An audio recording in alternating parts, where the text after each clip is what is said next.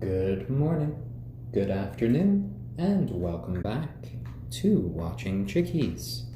Now here on day 104 of our broadcast. And Watching Chickies is the daily live stream here on Reddit about the lives and development of these 3 young chickens. Before you, in fuzzy gray, is our little rooster, our Stormy. And Stormy is a silkie chicken.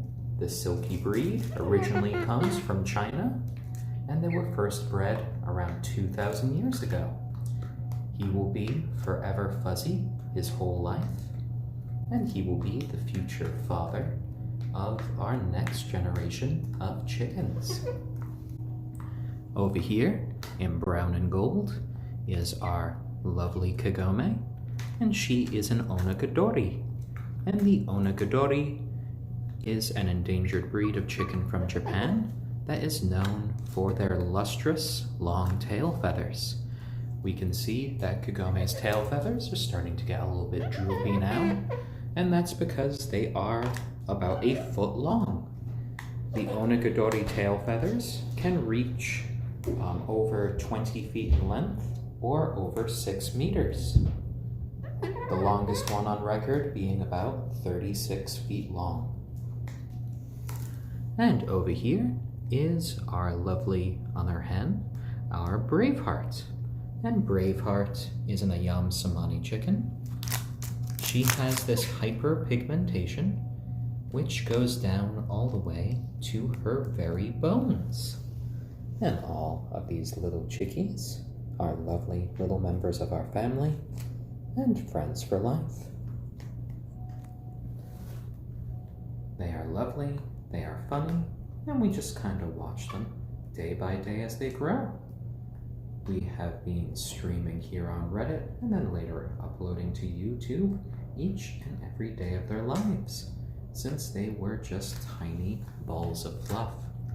Though our little Stormy kind of still is quite a bit fluffy there. Oh my, oh my. And today's episode is occurring a bit earlier than normal. That's because I have a bit of work later today. I have a fitting that I need to go into for the city. So I decided, you know what? Let's do this a little bit earlier than our usual 1 p.m. that we broadcast every day, so everyone has some chickie time. Oh, hello there, Kagome. So what we're seeing here from Kagome over there is a little bit of pacing behavior. She hears Lauren upstairs getting ready to go to work. And as a result, Kagome is a little bit nervous. She's kind of looking around for Lauren. Oh, there you go, Kagome. It's okay. She's just going to work, and Mom will be back soon. Chickens can be very sensitive little animals. They are very aware of change in their life, and they can get quite attached to their humans if you let them. Oh, hello there, Braveheart. Hello, coming right up to me.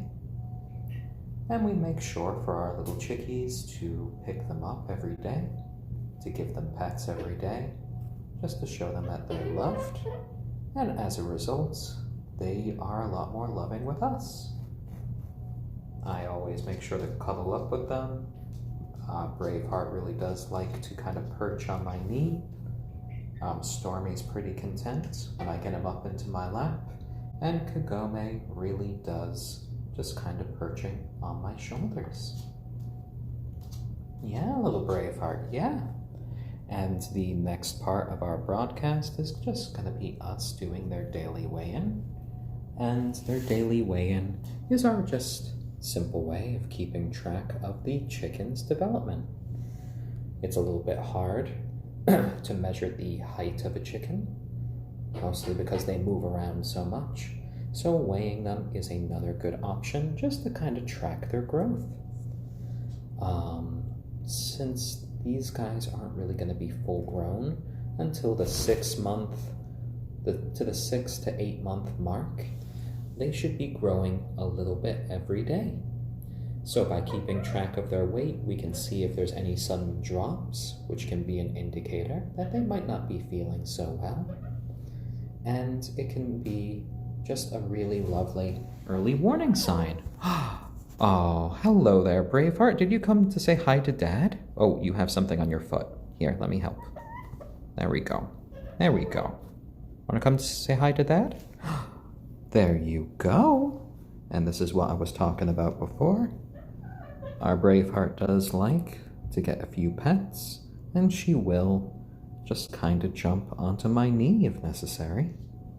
If I'm not giving her enough attention, if I'm not picking her up, she will decide, you know what, I am going to tell Dad today that I need a little bit of love. There you go, little one. There you go. Oh, what's that, Kagome? And it's funny, sometimes you just hear them call to each other. They have a lovely little chicken language of clucks, little chirps. They can direct themselves to little areas if they find something yummy to eat, or if they just want to play for a bit. My cat Snores asks, did you know what each chick would turn out to look like? Did you know that you would have a fluffy one? And I did indeed know. So I knew that Stormy was going to be a very, very fluffy chicken because Stormy is a silkie, and all silkies kind of have this fuzzy look. There might be a few differences depending on the individual silkie, but yes, I did know about what Stormy would look like, and I knew for Braveheart and Kagome as well, because I did know all of their breeds. And for those of you just joining us, our little rooster here, Stormy, is a little silky chicken. Right there, taking a lovely little drink of water, is our ayam cemeni chicken, named Braveheart, and she has this hyperpigmentation. So I knew she was going to be black, and this black coloration goes all the way down to her bones. Fun fact, silky chickens also have hyperpigmentation.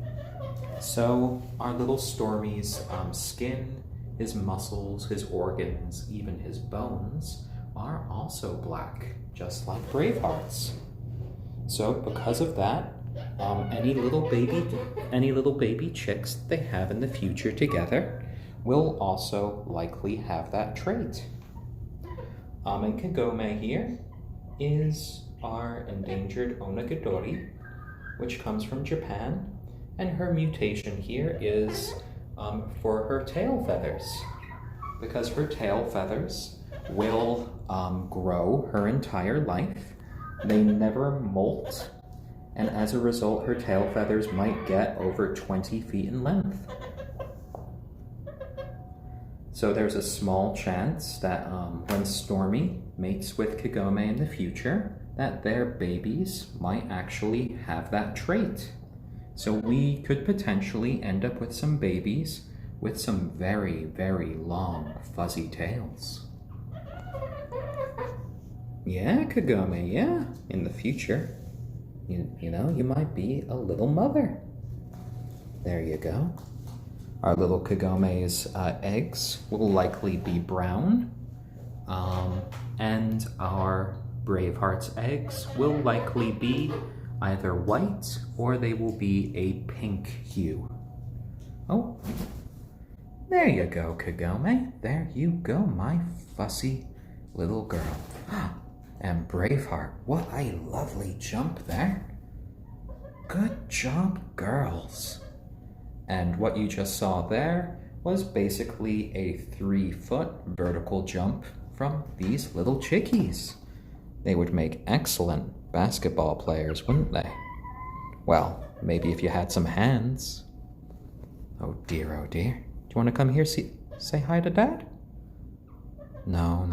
You want to look at your legs? That's okay too.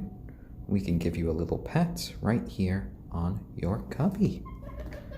Oh, did you have some food you dropped? Oh my, that was a lovely little piece of rice there. Oh, so much chirping, so much chirping. There's no food there for you. There's no food. I just fed you guys. Oh, you want to jump? There you go. She wanted to jump on her own. She didn't want any help from dear old dad there. There you go, there you go. And any of you watching, feel free to ask any questions if you want. That is half the fun of these broadcasts. Oh, there you go, my lovely little Braveheart. And you can see here that sort of hyperpigmentation even goes all the way down to her eyes, which are this lovely black. She's as dark as any raven here. Oh, our little Kagome here, if you look at her closely, and she decides to kind of look at me for a second, she actually has some lovely little brown eyes there. Ooh, she is just busy preening and taking care of all of those lovely feathers. What a gradient she has. And Nugs and Bug. Yes, all of these chickens can mate with each other. We have 2 hens and 1 rooster. They are all chickens, so they're the same species. And the only difference is just what their breed is. Our Braveheart here, when she is fully grown, will be about 5 to 6 pounds. Kagome will be about 4 to 5 pounds. And our little Stormy, our one and only rooster, will be about 3 to 4 pounds. So I think Stormy might have a little trouble mating with Braveheart because there will be a bit of a size difference. Ooh, little poopy there. But other than that, he's become very close with our Kagome, and they should be of similar size to each other, so I think it will happen. The only thing that might really get in the way of Stormy mating in the future are Kagome's tail feathers. When chickens mate, what happens is basically, it's a pretty quick process generally. The male chicken does a little bit of a hop onto the back of the hen. And as we can see here with Kagome, she is really kind of packing in the form of her tail feathers. And by the time that she's fully grown and producing eggs, her tail feathers will likely be about 3 feet long.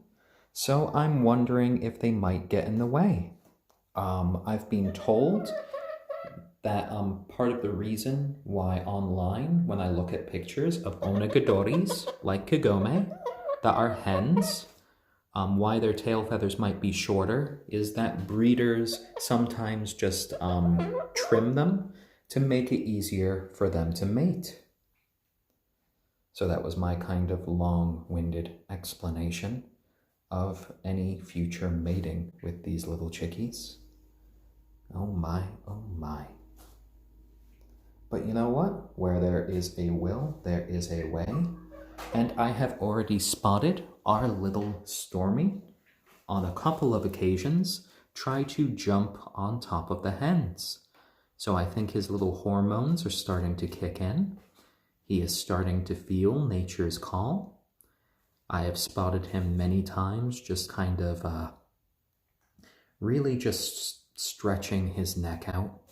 He kind of does a little rooster flex to the girls, goes up right near them, and is like, hey, I'm here. Pay attention to me. Now, so far, the girls haven't really paid all that much attention to him. The girls aren't fully grown either, so they're more just like, what are you doing, you little chicken? What are you doing? But you know, when they're fully grown, they will be paying so much more attention to you, my little one. There you go, guys. There you go. And in a little bit, let's do the little chickens weigh in. Oh, we can sort of see that behavior right now. Stormy's just kind of gone up to Braveheart, is kind of trying to poke her with his beak there, trying to get some attention. But Braveheart just kind of ignored him and decided, you know what? I am going to be playing with my best friend Kagome. Oh dear, my little son. Oh dear. We'll get their attention one day. And now we're just going to do their daily weigh-in, and then I'll give them a little special treat for today in the form of some leftovers that Lauren had from her breakfast. There we go, there we go. And I need to put down my handy-dandy phone there, just as a way to get through this, because our little chickies have grown so much that I need 2 hands to pick them up and to make sure they stay somewhat still. There we go, Stormy, you're getting weighed. There we go. And you just stand here. Oh, you are almost 700. So, 696. So you have gained 2 grams in one night there. Okay, 696. Good job, my little Stormy. Here you go. There you go. Let's see about the other birds there. Well, there's Braveheart. Maybe Braveheart was volunteering there. Now, her clucking would suggest otherwise, but she just needs to stay still for a second. Okay. All right, there we go. 879 grams. So our Braveheart gained 1 gram last night, so that's all right. You don't need to have big gains every day. And now we are going to go over and get Kagome. Here we go, Kagome. We do this every day. We do this every day. It's nothing new. It's nothing new. There you go. There we go. There you go, my lovely. There you go. Okay, you maintained your weight. And there's a flying chicken for you all. So not much gains yesterday, so I don't think they really enjoyed the rice too much yesterday, which was their extra treat. Oh dear, oh dear. There we go. All right, everybody. So I have your treat for today, which is just some leftover breakfast from Lauren. And chickens are little omnivores, which means, excuse me, everyone there, they can eat a variety of different foods. They can eat plant life, they can eat insects, they can even occasionally have a little bit of protein in the form of meat. Lauren had some corned beef hash. I apologize again. Something got stuck in my throat there. Oh, and hello, Ibis321. And Lauren had some leftover little bits of egg. She had some corned beef hash. So this should be a very good protein-forward little bit of food for the chickens, and we'll see if they enjoy that. All right, so let's see how they enjoy this. This is the first time we've sort of tried to give them this type of food, though they have had egg in the past. Egg can be a very lovely and nutritious food for the chickens. Aurora Borealis asks, are they all female? Braveheart, our ayam, cemeni, and Kagome, our onagadori, are both hens. And right here, our silkie Stormy is a rooster. Nugs and Bug, what happens if they eat chicken? So there are some people out there who do have backyard chickens, because many of those people do feed their chickens leftovers. They do feed their chickens chicken. That's sort of a line I don't want to cross. if they ate cooked chicken, it wouldn't harm them. Chickens are able to eat both meat, they're able to eat plant life, bugs. They're sort of like complete omnivores. So they can eat food from a variety of different sources. This is just some leftover corned beef hash. This is some cooked egg that we have mixed together here that they've kind of nibbled on. Fun fact about all chickens is their first meal is always the remnants of their own eggs. And that's one of the reasons why little chicks, when they're first born, don't need to eat or drink for the first 2 to 3 days of their life. So eating eggs can be a good nutritious boost to their system. And yeah, I would only recommend that you cook any egg that you are gonna be feeding them. Otherwise, if you feed them raw egg, they'll start to associate their own eggs in the future with a potential food source. So then you'll find them cracking open their own eggs in the future, and they'll try to devour them, which can be a little bit upsetting, especially for those people who are looking to harvest the eggs. Elizabeth 2054, can chickens smell?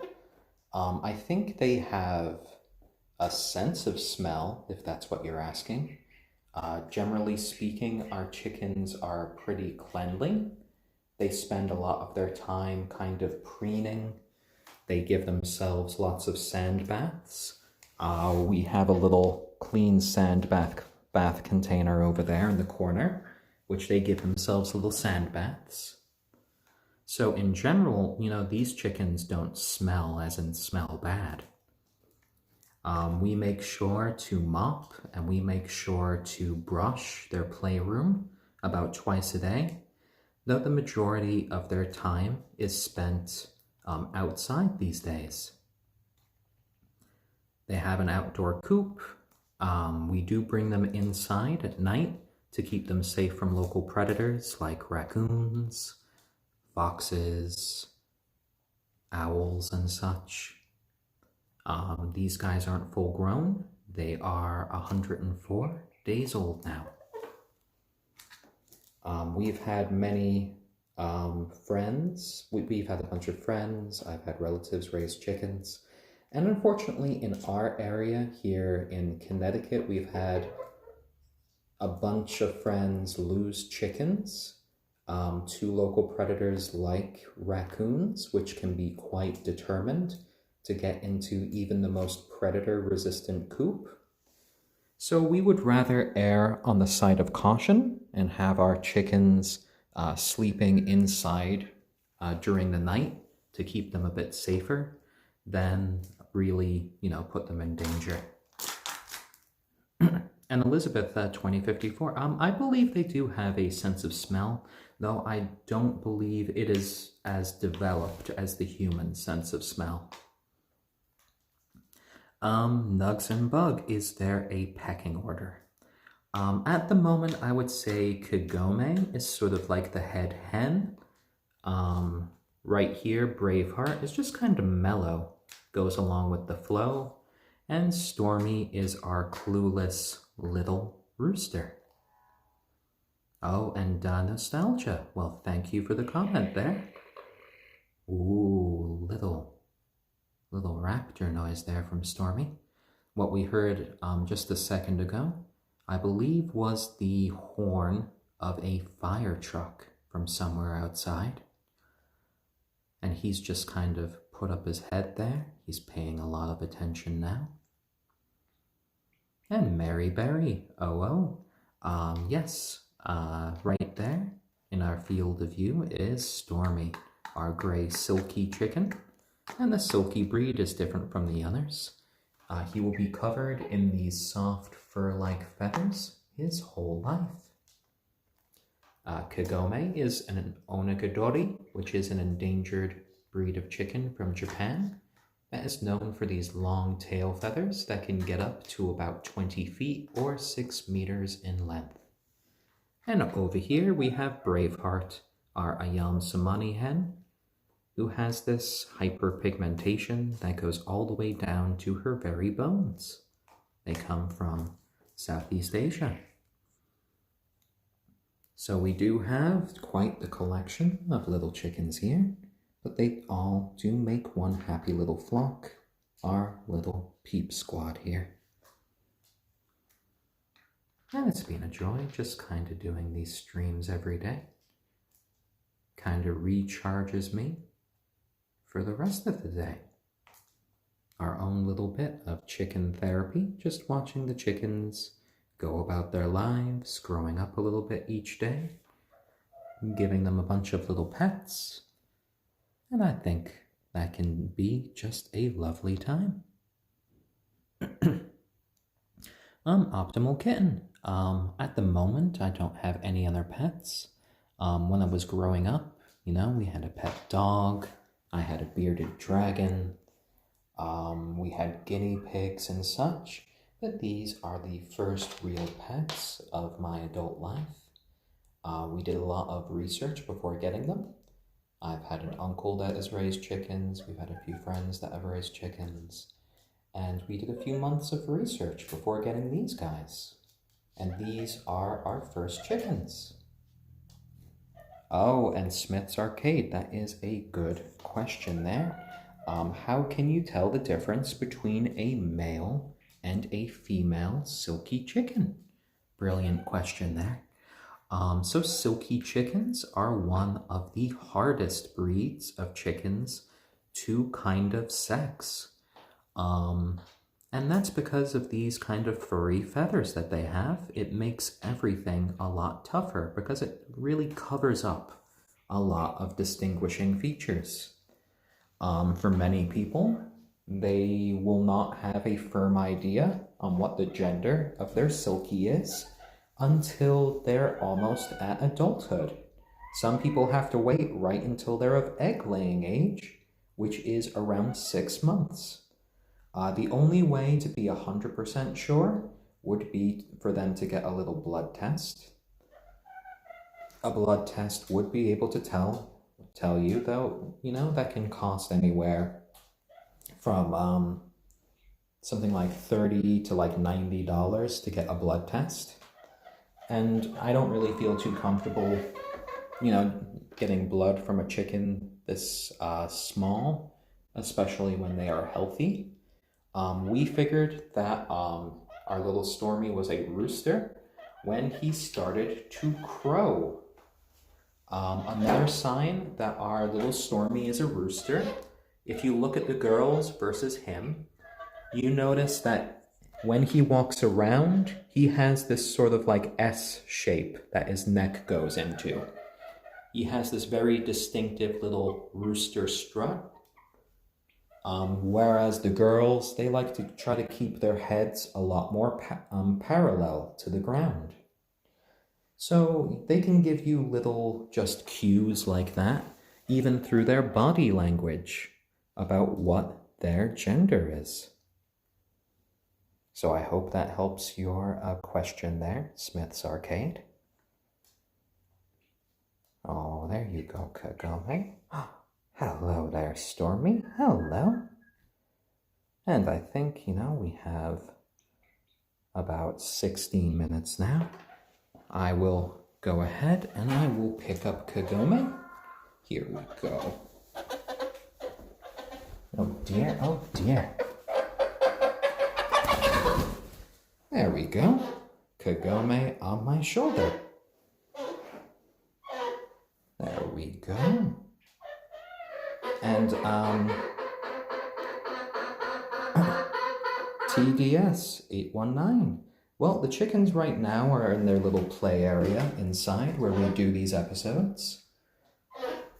We bring them in here just for the purpose of filming, and we bring them back when they sleep during the night. And I'm just going to see now about picking up our little Stormy. Oh dear. There we go. And usually when I have both of the chickens with me, our little Braveheart chooses to join us as well. And we are inside just for the purpose of filming. We get a much better internet connection when it comes to streaming. Oh dear, oh dear. Oh, and hello there, Braveheart. Hello, do you want to come here? There you go. Oh, and thank you, TDS819. We tried to give our chickens a very lovely life. These guys are members of our family and friends for life. And yes, right here is our little silky rooster named Stormy. Say hello there, my little son. There you go, there you go. And he loves it when you just kind of fix his hairstyle for him. We have a little bit of beeswax ointment that we use sometimes to keep his little hairstyle out of his eyes.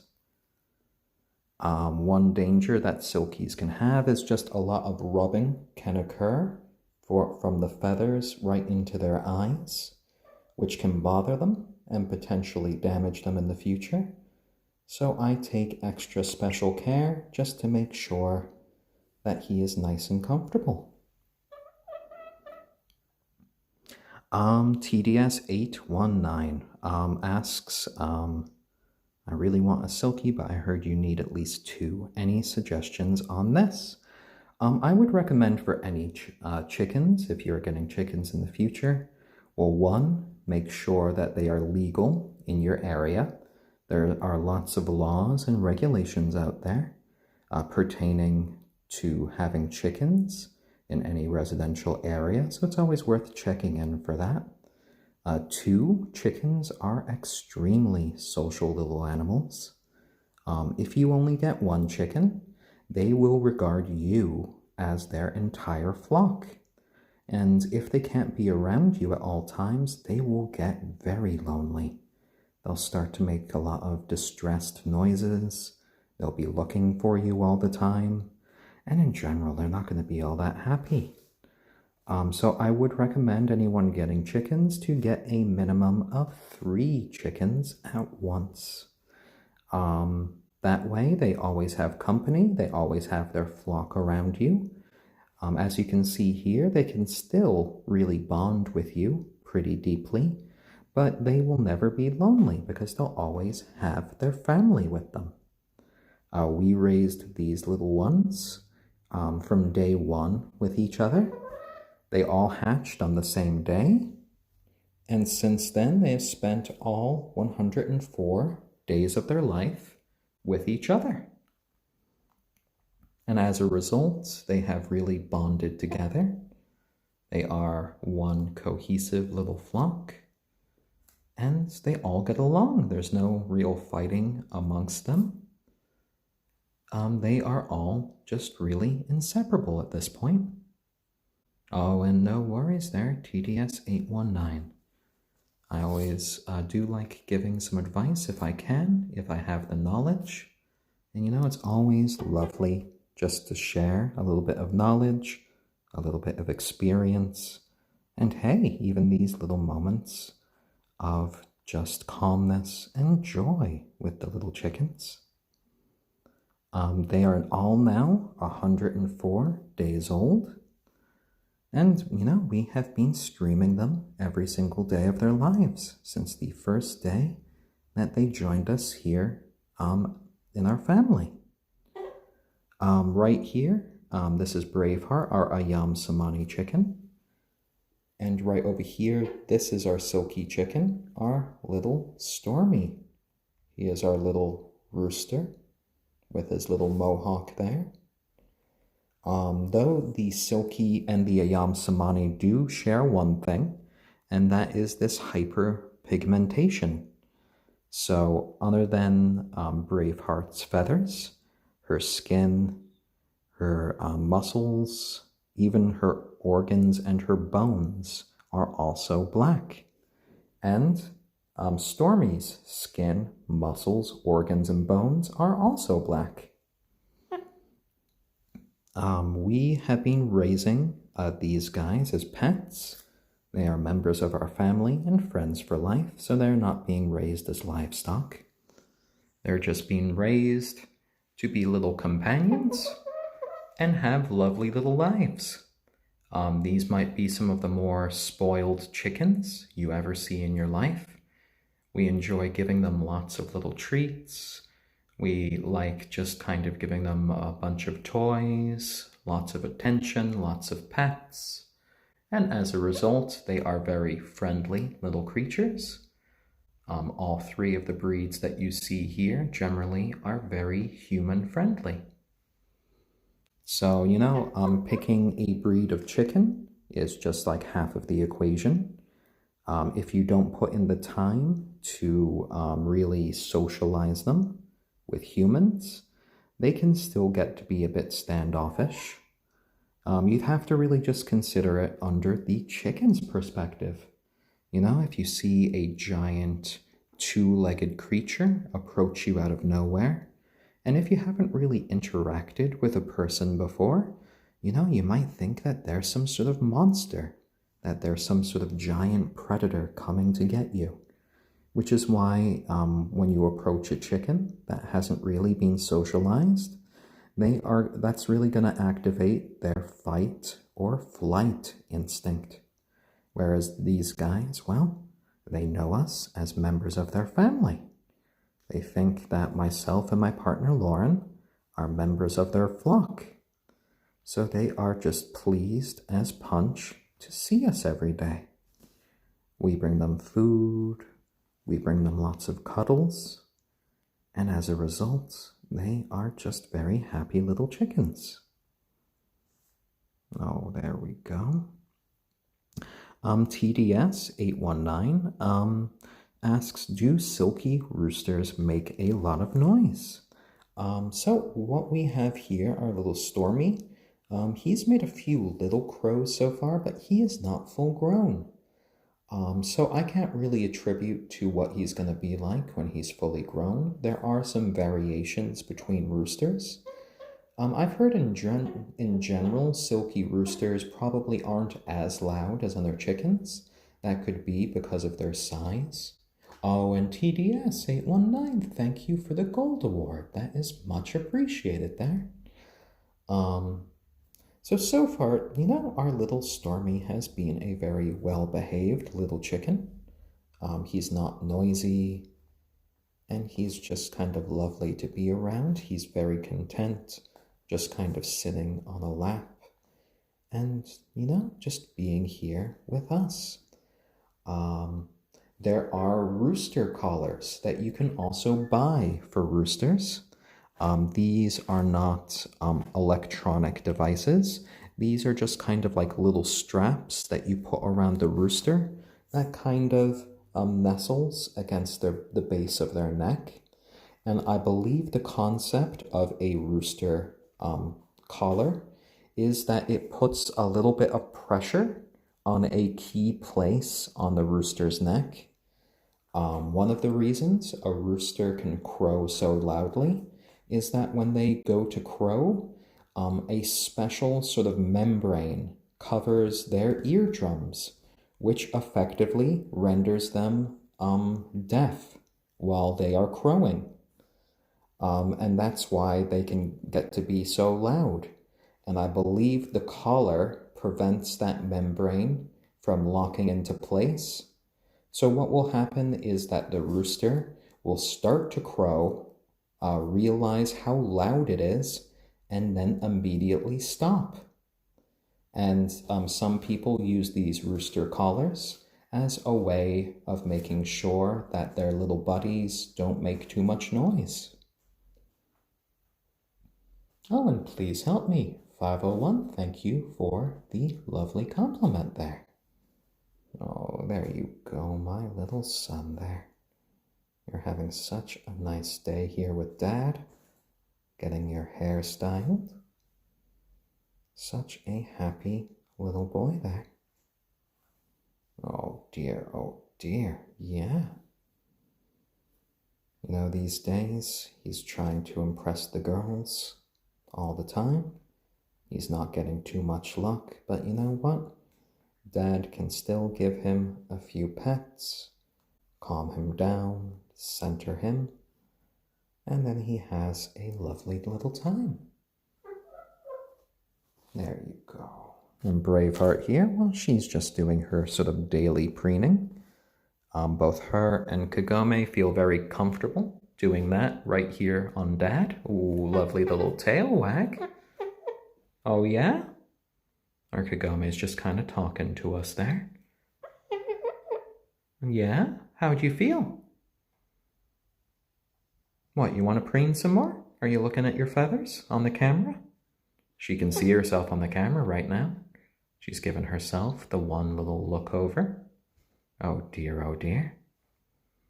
And ankles. No, it doesn't smell bad in here.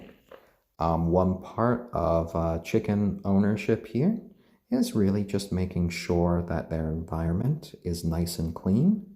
We sweep and we mop about twice a day in here. Though they do spend the majority of their days outside in their outdoor coop and out on the lawn. We bring them in here for purpose of live streaming and also at night to keep them safe from any local predators. Any of the blankets that you see here, we tend to just kind of throw in the wash every other day or so. And that way we kind of keep things clean. Just put it through a sanitizing cycle followed by an antibacterial cycle in the dryer. And that keeps everything pretty clean. And in the meantime, our little chickens, well, they keep, as you can see from Stormy's little feathers here, they preen themselves almost constantly. They give themselves lots of little sand baths, and as a result, they are pretty clean as well. So TDS 819, what kind of coop would I recommend for two silkies? Well, you'll find many coops out there, either online or like your local sort of place that might deal with livestock. I would recommend, if you're getting two silkies, so I would probably recommend that you get at least 3. 2 is kind of pushing it because, 3, they'll always have 2 little companions. If there's only just 2 chickens, you might have an issue if one of them ever gets sick. If, the worst ever happened and one potentially died, the other one would be in very dire straits in that case. When you're looking for a coop, I would suggest something with a small attached run to it to give them some space to move around on the lawn. It provides them like the fencing in that keeps away predators. And I would also make sure to have inside a minimum of sort of just like 3 little cubbies inside for them to sleep.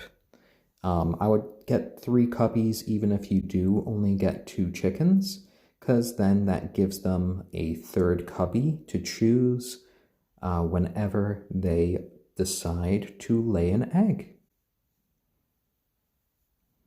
According to Marco Polo, in his journals, he believed that silky chickens had the most delicious eggs on earth. Now, we personally won't be able to see if that's true because our little silky is a rooster, though maybe in the future our little Stormy will father us some little hens. But any of them would be just half silky. The other half would either be ayam cemeni or would be onagadori, like we see here. Oh my! Really playing the trumpet today there, Kagome. Yeah. Oh, there are those lovely brown eyes. Do you want to go sit? Do you want to go sit? Kagome, sit. Oh, she's being a fussy baby today. Okay. Sit, Kagome. Come on. There we go. There we go, my little bird blob. Oh, whispering into my ear. Oh my, oh my. TDS 819, we don't have any silky eggs at the moment. All of these chickens aren't of egg laying age at the moment. We are still about 2.5 months away. Then our Braveheart and our Kagome will start producing the eggs. And then, maybe eventually our little Stormy will just start fertilizing those eggs. Contrary to some people's belief, you do not need a rooster for chickens to start laying eggs, because egg laying is basically the chicken equivalent of their period. And they just start producing that naturally as they grow up.